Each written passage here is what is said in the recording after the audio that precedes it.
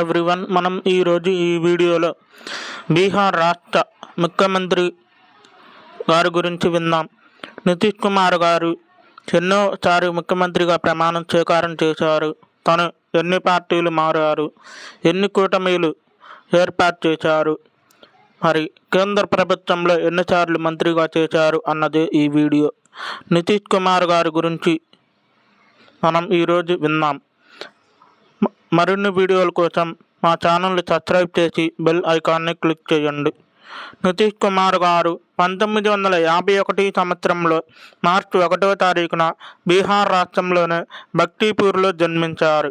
ఇతని తండ్రి కవిరాజ్ రామ్ లఖన్ సింగ్ ఆయుర్వేద వైద్యునిగా పనిచేస్తూ ఉన్నారు. తల్లి పేరు పరమేశ్వరి దేవి. నితీష్ కుమార్ గారు వ్యవసాయ కులానికి చెందినవారు. 1972 సంవత్సరంలో కాలేజ్ ఆఫ్ ఇంజనీరింగ్, ప్రస్తుతం నేషనల్ ఇన్స్టిట్యూట్ ఆఫ్ టెక్నాలజీ, దాని నుంచి మెకానికల్ ఇంజనీరింగ్గా పూర్తి చేశారు. తన కెరియర్ మొదట్లో బీహార్ రాష్ట్ర ఎలక్ట్రిక్ బోర్డ్ జాయిన్ అయిన తర్వాత రాజకీయాల పట్ల మక్కువతో రాజకీయాల్లోకి చేరారు. 1973 సంవత్సరం ఫిబ్రవరి 22న మంజు కుమారి గారితో వివాహం జరిగినది. నితీష్ కుమార్ గారు కేంద్ర కేబినెట్లో పలు పాత్రలను నిర్వహించారు. మొదటిగా తను కేంద్ర రైల్వే శాఖ సర్వీస్ రవాణా శాఖ మంత్రిగా వ్యవహరించారు.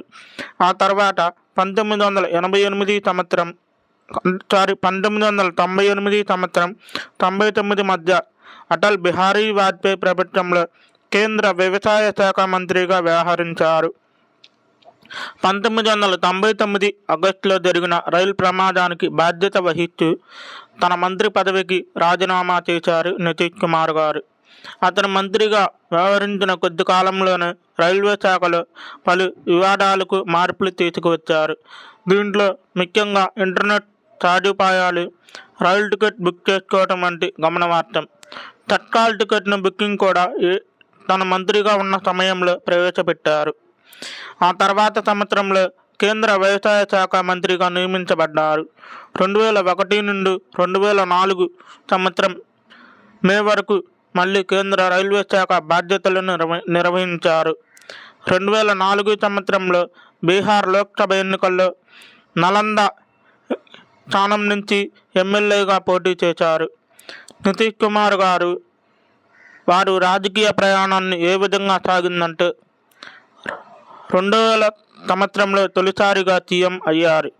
అప్పటి నుండి బీజేపీ, ఆర్జేడీ, కాంగ్రెస్, లోక్ జనశక్తి ఇలా ఎన్నో పార్టీలతో కలిసి సీఎం పీఠాన్ని అధిరోహించారు. 2003 సంవత్సరం మార్చి 3న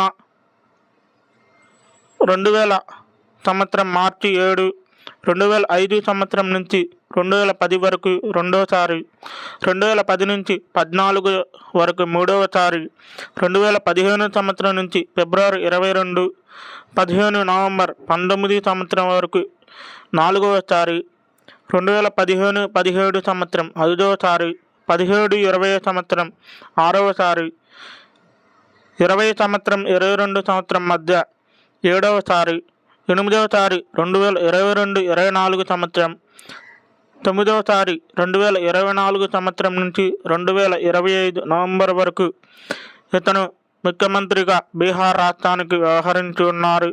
ప్రస్తుతం తను 10వసారి ముఖ్యమంత్రిగా 20వ తేదీన ఈ నెల వారు ప్రమాణం చేసిన విషయం మనందరికీ తెలిసినదే. వారి హయాంలో బీహార్ రాష్ట్రం అత్యంత పేద రాష్ట్రంగా వెనుకబడి ఉన్నది. మరి ఇతన్ని ముఖ్యమంత్రిగా ఎందుకు ఎన్నుకుంటున్నారు అనేది కూడా మీ అభిప్రాయం తెలపండి.